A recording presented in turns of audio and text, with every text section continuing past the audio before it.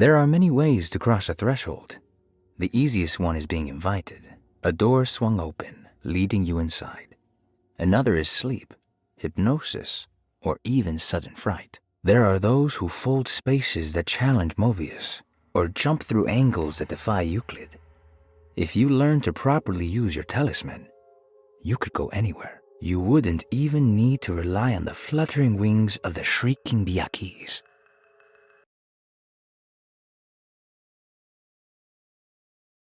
Edward had heard the whispers for years. When he lived in Brooklyn, it was only on rare occasions, like when he as a child climbed that tall tree in Central Park, or when he almost drowned in the Hudson River, trying to save his despaired mother. The whispers became more common as he moved to New Orleans, but still rare enough to be ignored. Now as he walks the halls of Darceto, he knows what is calling him. He doesn't want to admit it, but the dark young in the conservatory is telling him to sacrifice the Cabris and corn.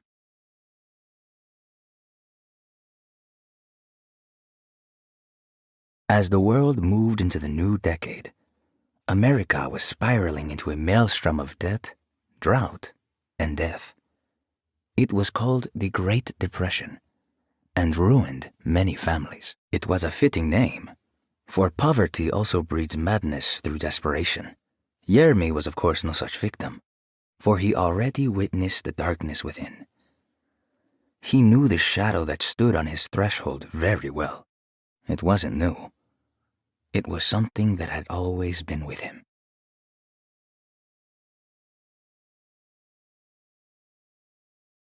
Life is a stage play performed to no one, applauded by no one, and wanted by no one. A story already written, meant to play out in one way only. I wrote my book in order to explain that there might be more to life, that free will isn't truly free unless it moves against the expected. In retrospect, I think my ambition was hubristic. Jeremy had a much more humble suggestion. What if we all just went home?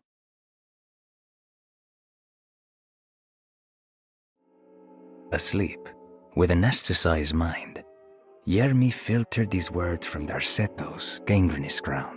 Ever their praises, and abundance to the black goat of the woods. Hear us, mother, and take pity on us. Accept our sacrifice, and judge our worth. Ja, Shubnigrath. Ja, Shubnigrath. The black goat of the woods with 1,000 young.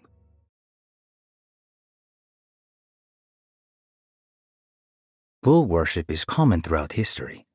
For Christians, this can be seen in Exodus when the Israelites turned to worship a golden calf in Moses' absence. This passage shows the people falling back to the worship witnessed in Egypt, known as the Hapes bull. Another famous example is the Minoans on the island of Crete. Their worship of the bull gave rise to the myth of the Minotaurus, the half-man, half-bull monster that reigned the labyrinth. But for this particular case, I think I should tell you about the deity Astarte that brought the Taurus constellation to life to attack Gilgamesh. Even for a mythical hero, this celestial bull would prove difficult to defeat. Only by distracting the bull with a golden sail was Gilgamesh able to pierce an eye with the spear, which bled the bull to death.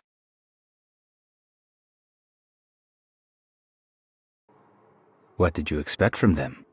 You created too much. There wasn't any room to breathe. Your reification rendered all possible worlds void. You took everything they could imagine and constrained it into something that you didn't even care about. Or maybe you did. Perhaps you cared the most of all. Maybe you tried to save them from themselves, and that is why you had to die. The sign resembles a blessing, save that the first and little fingers are both folded beneath the thumb, whilst the second and third fingers are held up. This dark blessing is said to protect against evil, much like the sign of the horns, which is quite similar, but has a reverse schema. The truth is that the dark blessing is a sign of submission, a complete capitulation to our lesser selves. The sign only protects from evil in the sense that you become a part of it.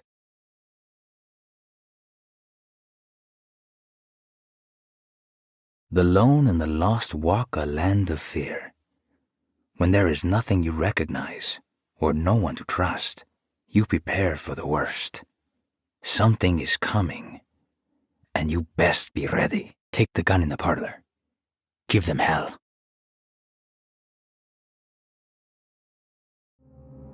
What can be said about Jacob van Ostad without evoking contempt or apologia? The first piece of information is the obvious. He is not the explorer Jeremy idolized in his youth, but the figment of his imagination. If you want biographical facts, I am not the one to answer such questions. In the case of Jeremy, he is a guardian of imagination, or rather a persona appointed the role of containing a self-sabotaging mania. However useful Jacob once was, his loyalty to Jeremy has slowly been replaced by fanaticism. Like a firekeeper who has for decades been burnt by his own sacred flames, now does what he imagines the fire wants. Jeremy has lost all control over Jacob and suffers greatly because of him, but is admittedly also still invigorated by his labor.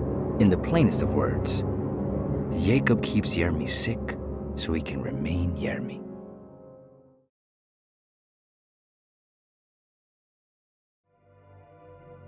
New Orleans lies southwest of Derceto, along the great Mississippi River. Its old town, the French Quarter, or the Vieux Carré, is home of the proud and often rich Creoles. Wrapped around this center, you will find a large and eclectic city full of people, including the most mundane dock workers, reckless gangsters, jazz-crazed flappers, and of course, the mysterious voodoo people. At night, you can stand on the lakeside of Derceto and watch New Orleans glow like embers on the horizon.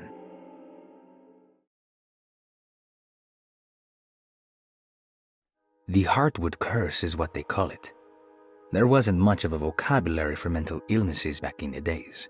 There are hardly enough now. The Hartwoods carry a troubling chemical imbalance in their brain, which they have managed to pass down through generations. As they grow old, they are overtaken by overwhelming melancholy that unavoidably leads to suicide. Oh, you want the real story? Well, who can say? It was written that way.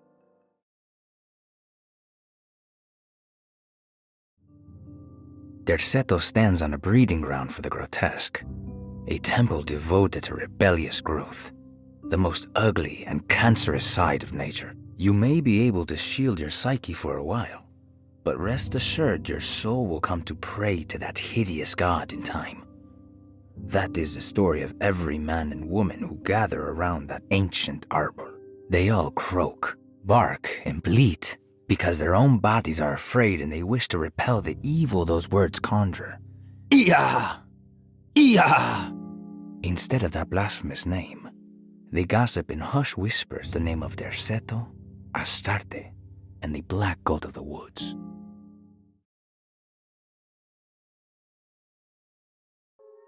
The artist spent a lot of time boating on the vast lake Pontchartrain.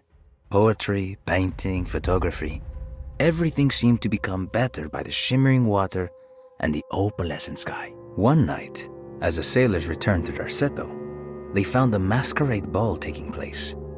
It must have been Perosi and Nora who invited their friends from the theater.